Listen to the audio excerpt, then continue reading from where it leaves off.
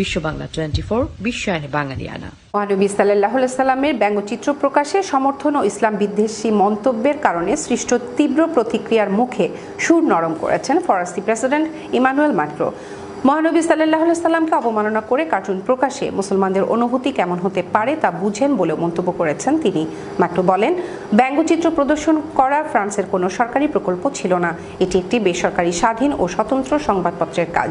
পত্রিকাগুলো সরকারের অনুগত নয়। কার্টুন একে রাসূল সাল্লাল্লাহু আলাইহি সাল্লামকে অবমাননা করায় মুসলমানদের অনুভূতি কেমন হতে পারে তা আমি বুঝতে পারি।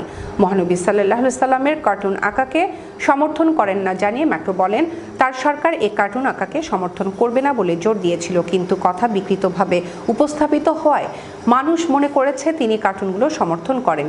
যারা ইসলাম বিকৃত করে তাদের আচরণে মুসলমানরা সবচেয়ে বেশি ক্ষতিগ্রস্ত হয় বলেও মন্তব্য করেন ফরাসি প্রেসিডেন্ট।